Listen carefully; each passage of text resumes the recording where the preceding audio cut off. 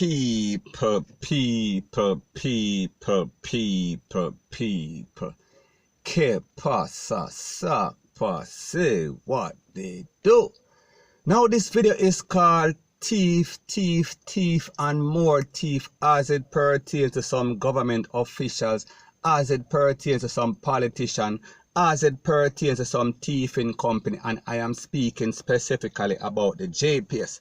Because we see that in the first story, the government has summoned the JPS. We are speaking about the Jamaica Public Service, and they will have an interrogation we are speaking about on Monday in front of a committee. Now there's been a lot of outcry, outpour.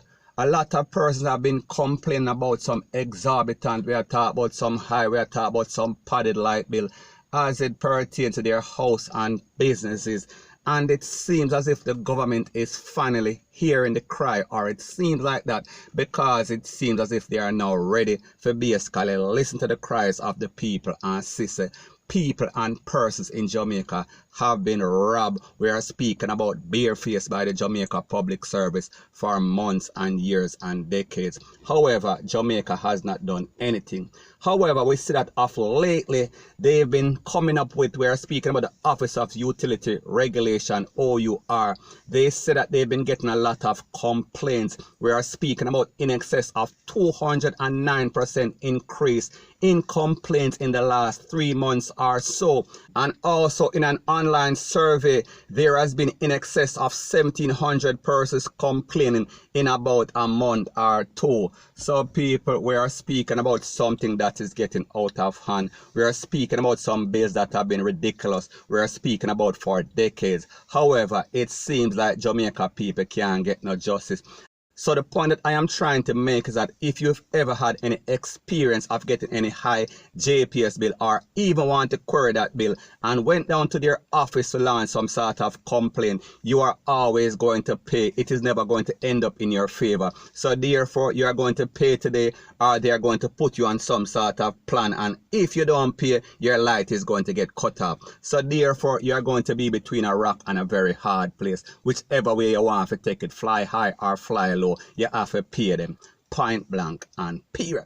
Now people, it seems as if this has been going on for a long time. Well, not seems, it has been going on for a very long time. However, like them say, until the problem lands at the doorstep or the footstep of somebody with power. We are speaking about the Attorney General. We are speaking about a person whose name is Marlene Malaho Ford, because she too has experienced that, where she got a very high light bill. We are speaking about an exorbitant light bill, and people, she is now highlighting and spotlighting the problem that has existed for decades. However, when the ghetto people and when the poor people are crying, when the ordinary citizens of Jamaica are crying, it seems as if it falls on deaf ears, point blank and period.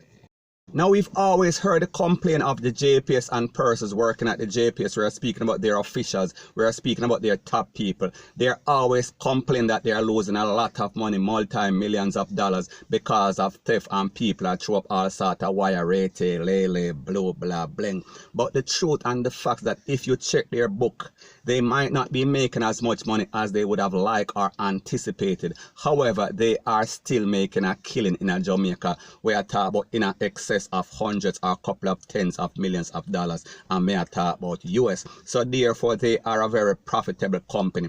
However, it seems like they think that persons that are not stealing light are supposed to compensate or make up for the theft that they are incurring. So people, may just show you how these people are. So people have been crying. People have been crying for a very, very long time. However, it seems as if it took decades of crying before people actually get some sort of justice, before the government actually steps in. Because the truth and the fact that is what happens when you have a company that is a monopoly. That means that they can do whatever they so choose, because people don't have any choice. Because if you want light, unless you are going to use some sort of lamp or flashlight, you have to turn to JPS, point blank and period. So So therefore, they know that they have a monopoly. So therefore, they can do whatever they so choose. And whenever any company has any sort of monopoly, them can basically play with the prices. So whatever they say, that is it, because there is no sort of competition. Who are you going to turn to? Are you going to turn to the government of Jamaica? And people, I think if I am not mistaken, the government of Jamaica also owns or own some share in a JPS. That means that we are complaining to the government, and we are complaining to the same people that are the CEOs, or part owner, or shareholder in a JPS. So people, that is where the conflict of interest might lie. However, people, don't quote me on this. I am not 100% sure. I am just thinking, I assume that Jamaica owns some sort of share. If you know, let me know in the comment section. So anyway, the OUR is asking the JPS for basically show the books, show the complaints, show what type of investigation they have done and what are the results. What are people saying, and why are the light bills so high? Why are the light bills so exorbitant? Why them just shut up in the ear in the last 3 months or so? People want to know, people want to know, people want to know how comes, point blank and period. So anyways, that is my views on the whole thing as it pertains to that. And like me say, it is just my views and opinion. It is not the gospel. Your views and opinion can be respectfully different from mine. But let me know what you think in the comment section. Bless up. Now, before I move to the next part of my video, please subscribe to my next channel. It is called Jamaica Dancehall Source, one word, and I'll be pinning the link to that channel in the description of this video. And also, please subscribe to this channel. We're speaking about True Jamaica Buzz. And when you subscribe, please press the notification bell or icon, and also press all in the option. Now, the next thing that is popping in the news, like I said, this is all about TEEF, and it pertains to the Ocho Municipal Corporation and the contract that they received from the Tourism Enhancement Trust for $46 million to an individual. I am speaking about a private company to basically clean up the place because of the COVID-19. Me talk about in the Ocho Square and its environment. Now, based on the information that is out there, like I said, this contract was for 46 million Jamaican dollars, a whopping 46 million Jamaican dollars. However, the trick to it is that it is being paid by the Tourism Enhancement Fund. So therefore, they are the ones that are fitting the bill. And when you talk about the Tourism Enhancement Funds, we are speaking about taxpayers' money. We are speaking about the government purse. So therefore, whichever persons that are out there paying taxes, they are the ones that are standing this bill. Point blank and period. So anyways, people, take a listen, take a look to an audio of an official from the Ocho Municipal Corporation trying to explain what $7.6 million gave them out of that contract to clean up one liquor place. So people, take a listen, take a look, and then I'll give my piece. What? UDC. Yes, sir. Okay. The Ocho Pier, Main Street in Ocho. Yes, sir. Turtle River Park, Yes, sir. Ocean Village, the Ocho Market. Some work was done at White River. Well, these are right. Fisherman Village and Island Village. Island Village is which one? You have Island Village twice. So maybe there's a mistake. You have Island Village twice. You have Island Village and you have Island Village. Look at number 1 and number 9. All right, one is for walkway and seating, and the other is for. It's so small I can't hear. But it's two different. It's two different locations, sir. And we also submitted a map to show the two different proposals. Yes, but I'm just asking. You have Island Village. One is walkways and seating, and the other one is Island Village. Some other. If I may, can I just, for more clarity, just ask my chief engineer, Absolutely. deputy to answer? Absolutely. For clarification, on the map we highlighted and labeled the areas. One is labeled OV1 and the other one is labeled W4.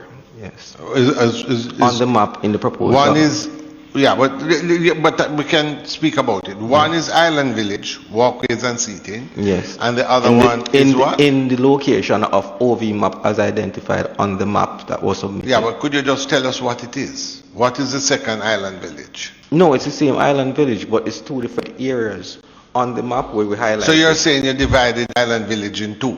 Yes.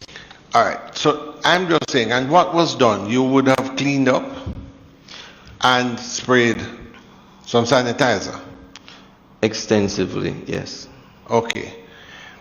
The cost of doing the walkways, cleaning and spraying the walkways for Island Village, the walkways and seating was $1.5 million.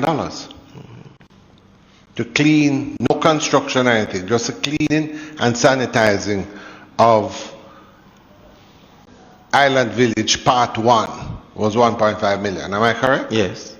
Okay. And Island Village 2, the same Island Village but another part of it, which is, let me just read them. You have here, furnish all labor, small tools, approved chemical agents, etc. For rails, gates, doors, gate handles, door handles, rail guard seating at the location. Then underneath you have same, provide labor, small tools, chemical agents to clean and sanitize handrails, gates, doors, gate handles, same. It's the same thing, but probably different parts. Location, yes. So what you have here is, all of them is just to clean the rails, gates, doors, gate handles, door handles, rail guard seating. They're all of them are the same procedure. For for a portion of Island Village was 1.5, and for the other portion was approximately 6 million.